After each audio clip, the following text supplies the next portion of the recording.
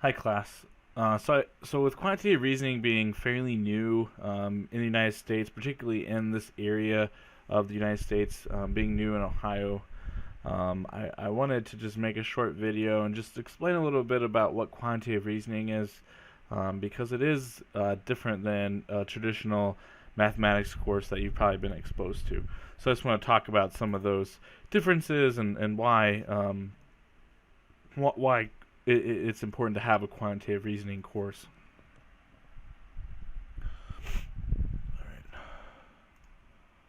So this slide is just talking about mathematics curriculum changes flyer that I'd shown you in the syllabi video. So you can gather that information from that video.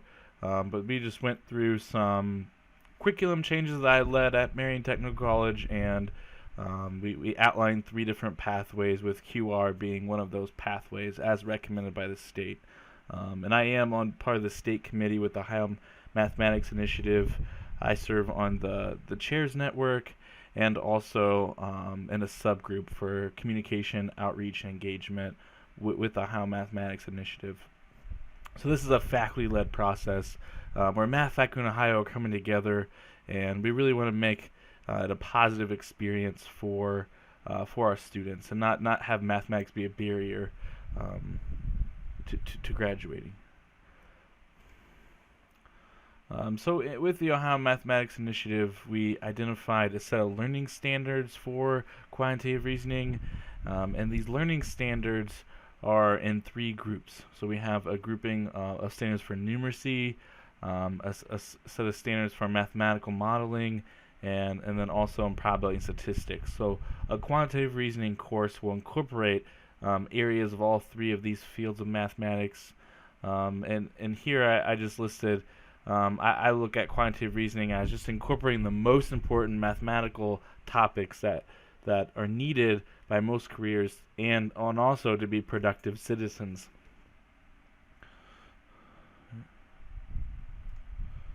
Right. So this is next slide is a short video from actually the author of our text, Dr. Eric Gaze, talking a little bit about what is quantitative reasoning.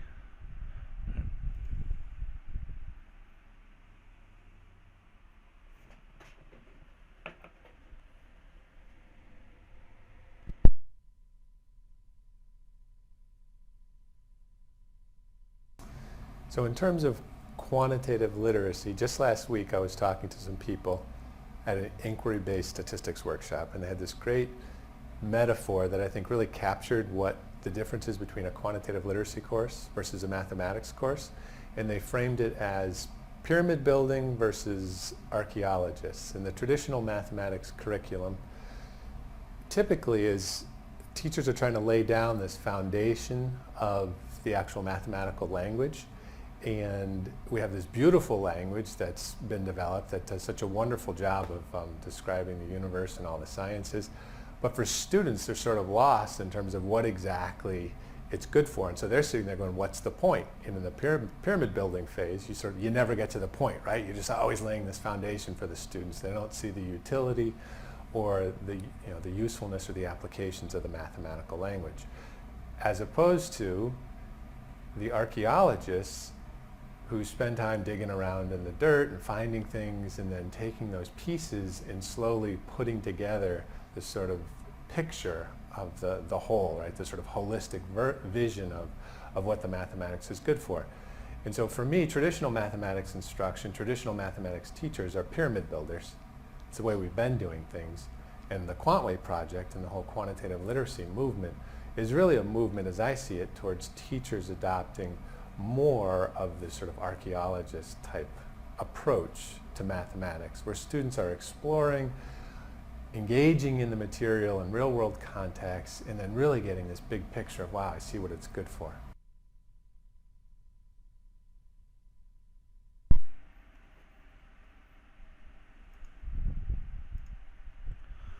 All right. So and just for your reference, he used the word quantitative literacy instead of quantitative reasoning. Those 2 terms are synonyms of each other. They mean the same thing.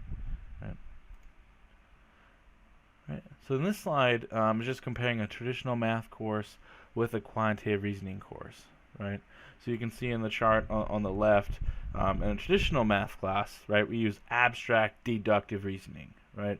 Where in quantitative reasoning class, instead of using abstract deductive reasoning, in its place we use practical but robust habit of mind, right? So you compare these two above the chart, right? Another big difference is in a traditional math class, we typically save application for last, or is not a main focus. Where in a quantitative reasoning course, the application is the focus, right? It's very based in the context, right? So I'll let you read this chart that I had made, right, just to kind of see the difference. Right, it's important to understand the difference, so that way you know how to study and how to think about what's the main important things to get out of this course. Right. So then I'm going to show you a couple of examples of QR problems in this video, but here's just one that I had in this PowerPoint. So in this particular example, we're looking at mortality rates per 100,000 people, and you can see there's a key here at the top where we have different age groups, right? So like this top color are individuals over 85, right? So if you look at this chart, this graph, it doesn't really tell us a lot of information, right? Everything's kind of flat. Of course, people over 85 age group have a higher mortality rate than other groups. It really doesn't tell us much at all, right? But one thing we can do is here now, this slide, I took the same data, but I converted everything, or I converted everything scaling to 100, and what this does is let me show like how the different age groups are changing relative to each other, right? So this paints a much better picture, something that we can use, and now we have more of a story, right? We're using the same data, but being able to take it in a different way and make it more meaningful, right? This is one part of mathematics, or of quantitative reasoning, that we're going to try to do, right? Is be able to work with data and make sense of some data. Right? So here's just another comparison that I had for QR versus a math course, right? So here for QR course, we're going to use what mathematicians would think would be low algebraic skills with high reasoning, where in a math course we use low reasoning but with high, more abstract algebraic skills, right? In a QR course, as I was saying, applications are going to be our focus, right? Where in a math class, applications are typically an afterthought, right? If we have time, right? It's not the focus of the content. In a QR course, we're going to have reading and writing, throughout the course, where in a typical math course, you probably didn't do tons of reading and writing, right? Right. So then here, you may or not ever heard of Bloom's taxonomy, but Bloom's taxonomy is a way to categorize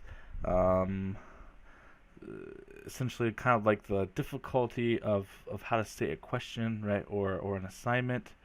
So the very bottom level to remember, right, these are like very low reasoning skills, where all the way up at the top, create is like the highest, the creates, it uses the most reasoning skills, higher level reasoning skills, right? So this is just a statement that math courses, right, typically have questions that are low level Bloom's taxonomy, right? Like define this, solve this, right? It's very, very straightforward. There's only one answer, right? Where quantitative reasoning, they're more higher level reasoning, right? So we might have to be able to draw connections between data. There may not be just one right answer, but being able to think about it in a high level and use the mathematics to back up your reasoning is going to be important and a focus. Right? So in this next slide here, we're just wondering why learn quantitative reasoning, right? So it turns out that quantitative reasoning has been identified by Fortune 500 companies as a desirable skill that they want in their employees, right? That, in fact, they say their current employees lack this skill. So Fortune 500 companies, if you don't know, is a listing of the top 500 companies by wealth, right? It's also important for our society, right? Is the next point. So, if you watch the news, watch election time especially, you get data thrown at you all the time, right? And it's important to be able to think about the data at least a little bit and help us make decisions, right? Because we have an increasing focus on data, and it's here to stay, right?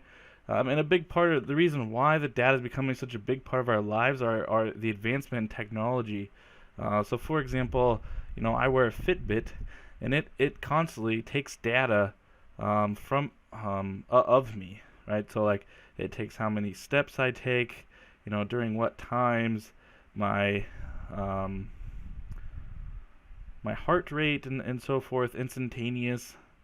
So how many calories I burn. It takes a lot of data about me instantaneously, and it's collected, right? So data is very easy to get and use. So it's going to be a focus, right? Data helps us make better decisions.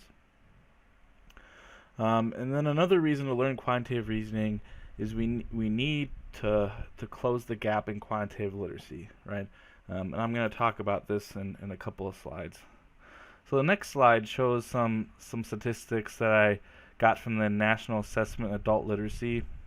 So they concluded that 87% of U.S. adults cannot read or write with numbers, right?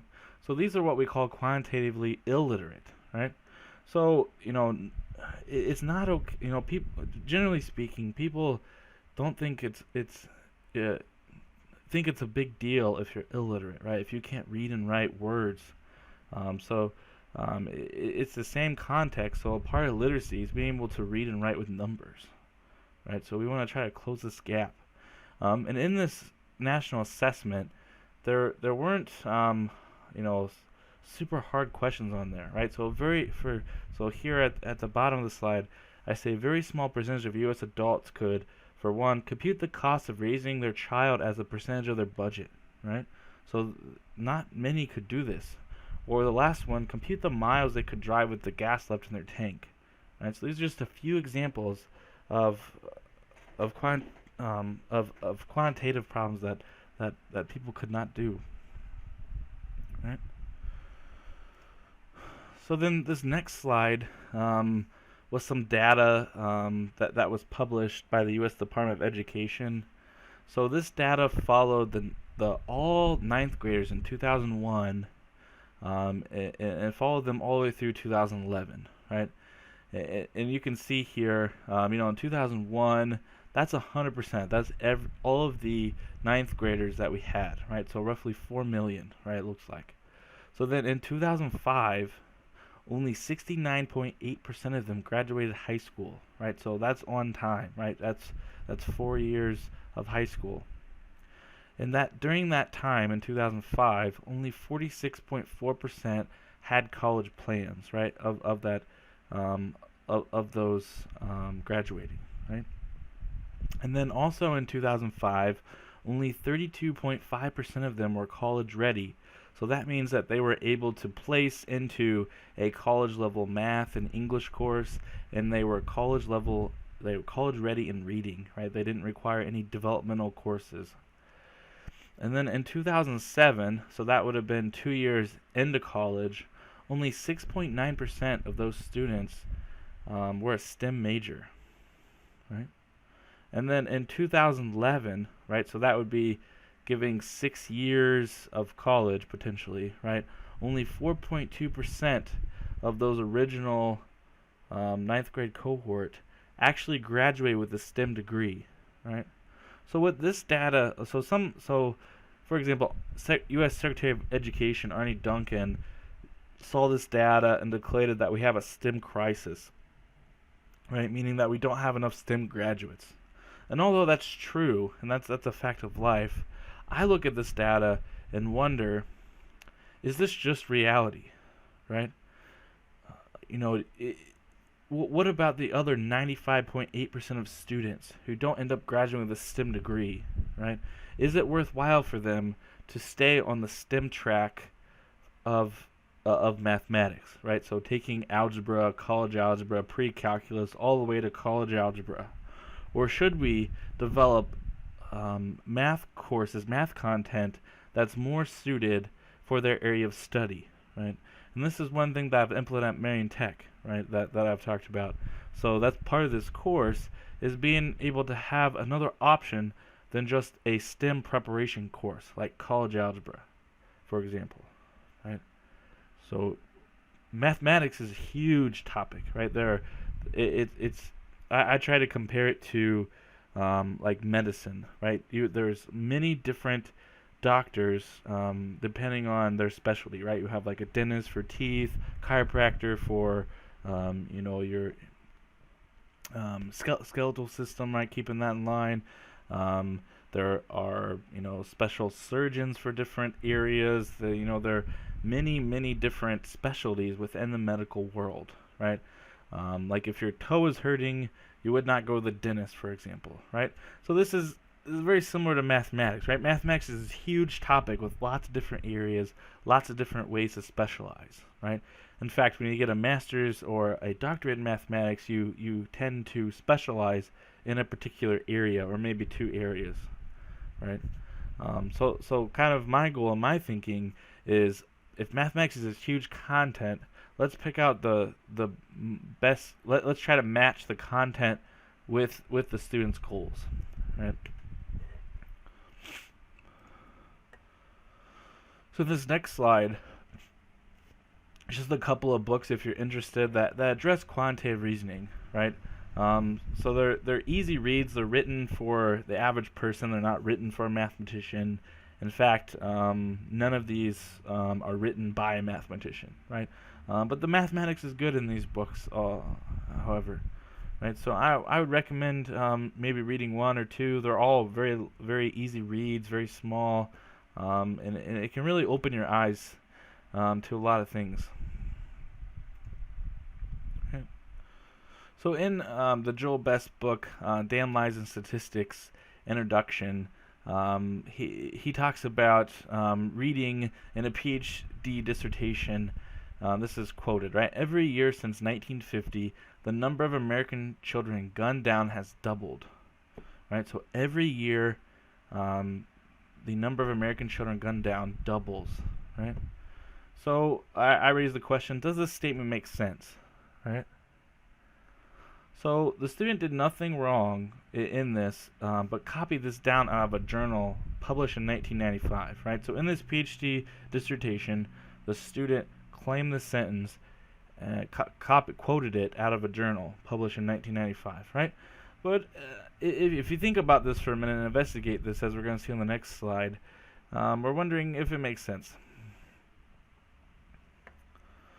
So here I just looked, so we looked at 1950, and every year we double, right?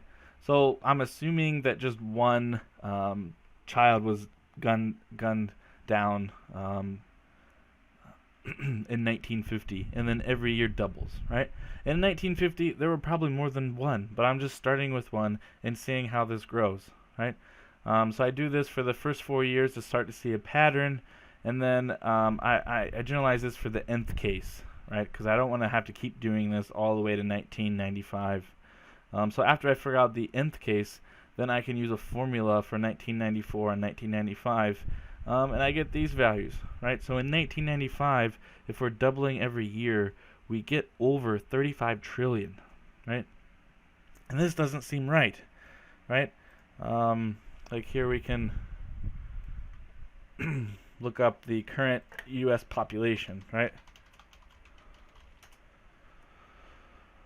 So the current U.S. population is 321.4 million, right? So it doesn't seem possible, it doesn't seem rational that in 1995 over 35 trillion children were a number, or had that many deaths by guns, right? So there must be something wrong with this statement, right? Right. So it turns out that the original source actually said that the number of American children killed each year by guns had doubled since 1950, right? So the original source I got, that I dug in and found this, was the Children's Defense Fund, the State of America's Children Yearbook, which was published in 1994, right?